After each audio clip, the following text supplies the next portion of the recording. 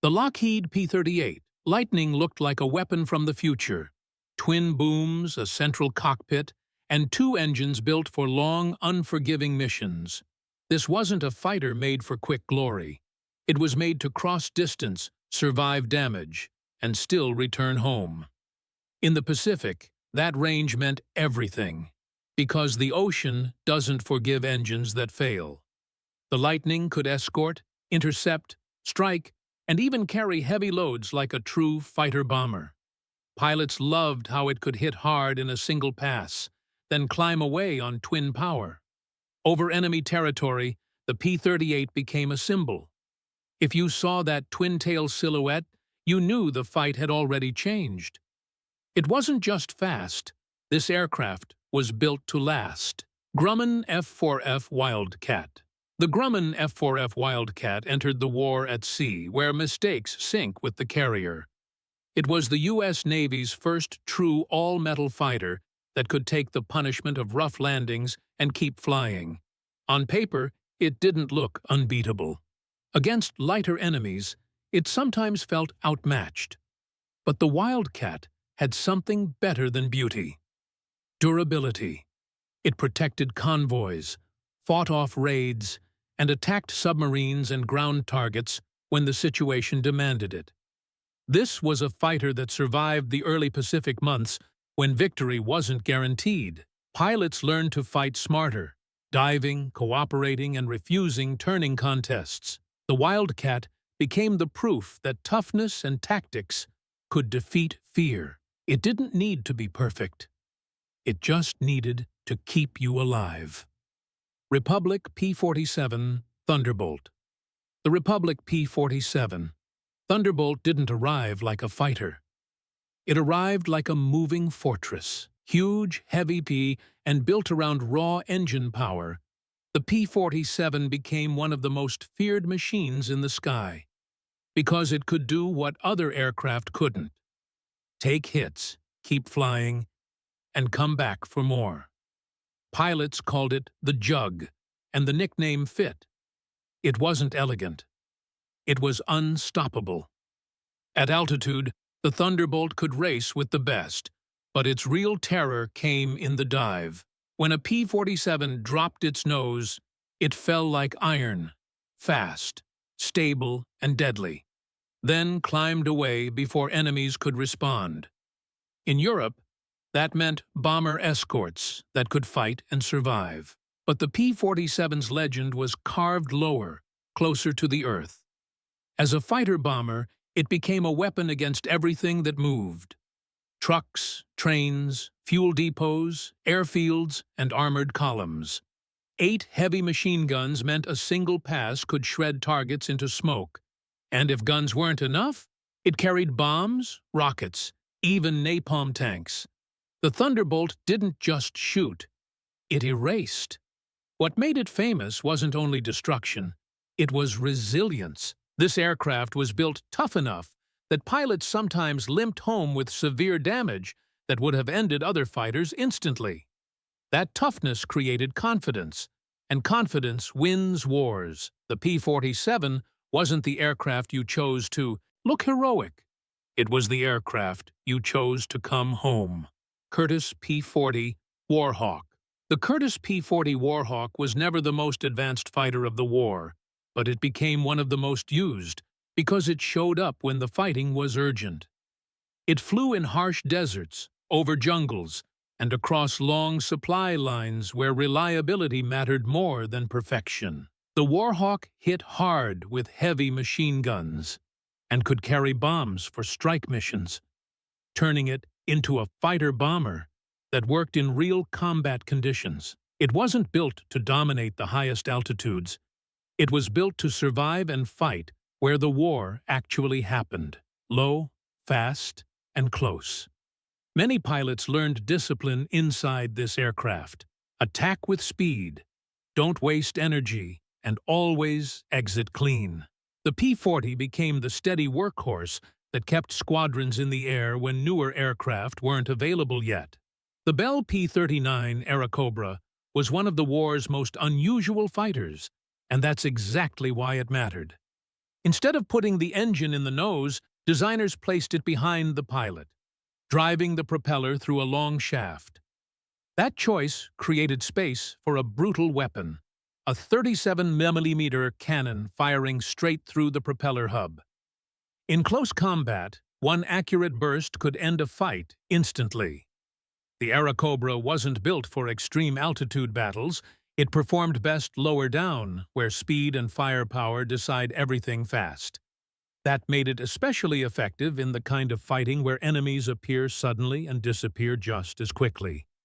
The P-39 became a fighter that punished mistakes. If you gave it a clear shot, it didn't just hit, you felt it. Grumman F6F Hellcat. The Grumman F6F Hellcat was the answer to a hard truth. The Pacific needed a carrier fighter that could win consistently. The Hellcat didn't rely on fragile speed. It relied on power, stability, and overwhelming firepower. It could take off from short decks, climb with authority, and still return safely after taking damage. With a strong radial engine and 6 heavy machine guns, it was built to hunt enemy aircraft and protect the fleet. But it also hit ground targets when required, because war rarely stays in one lane. The Hellcat became the kind of fighter pilots trusted instantly. Predictable, tough, and deadly in real combat. When it entered service, the balance of the Pacific skies began to tilt, because the Hellcat didn't just fight. It won.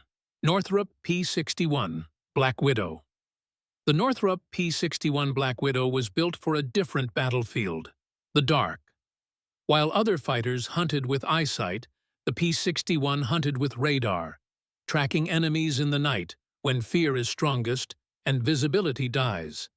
This was America's first aircraft designed specifically as a night fighter, and it carried the weight of that mission in every detail. Twin engines for endurance, a large airframe for equipment, and heavy weapons for instant kills. With multiple crew members working together, the Black Widow became a flying search-and-destroy team. It could intercept bombers, ambush aircraft that thought they were safe, and even carry payloads like a fighter-bomber. The P-61 didn't need daylight to win. It turned darkness into an advantage, and that made it terrifying. Chance Vought F4U Corsair. The Chance Vought F4U Corsair looked aggressive even when parked, because it was built around one idea: power. That giant engine demanded a huge propeller, and the famous bent wings weren't style. They were engineering, making carrier landings possible without smashing the prop into the deck. In combat, the Corsair became a predator. Fast, hard climbing, and heavily armed, it could dominate air battles and still hit ground targets like a hammer. Pilots learned that the Corsair didn't forgive sloppy flying, especially on landing. But once mastered, it delivered something rare: confidence. It was a carrier fighter that could outfight enemies and outlast missions. When Corsairs came in low with guns blazing, they weren't just attacking, they were announcing control. The North American P-51 Mustang didn't just become a great fighter, it became the aircraft that changed the rules of the air war. At first, the design looked promising, but incomplete. Then the Mustang gained the engine it needed. And suddenly, it wasn't just fast, it was unstoppable over long distances. That range mattered more than people realize. Because bombers could reach targets, but without escort, they died. The P-51 fixed that problem. With a powerful Merlin-type engine and excellent aerodynamics, the Mustang could climb high, cruise far, and still fight at the end of the trip. It wasn't simply an escort that stayed close. It hunted ahead, sweeping the skies, forcing enemy fighters into battles they couldn't win. Over time, the Mustang helped drain the enemy's experienced pilots, and once that happened, air defense collapsed from the inside. What made the P-51 so feared was balance. It wasn't a single-trick aircraft. It combined speed, altitude performance, range, and heavy wing-mounted guns in one body.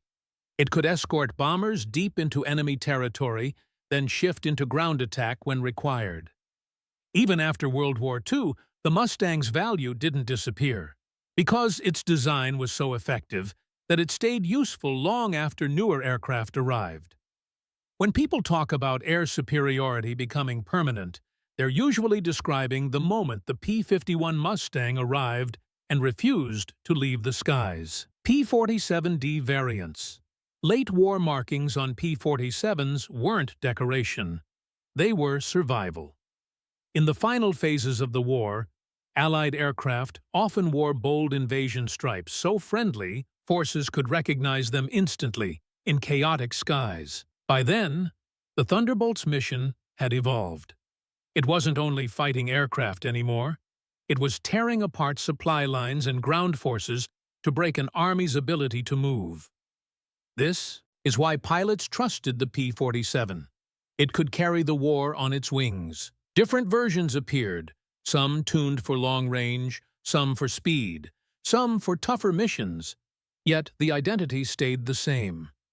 When a Thunderbolt showed up low and fast, it meant the ground battle was about to feel air power up close. For many soldiers below, that sound wasn't aircraft noise. It was relief.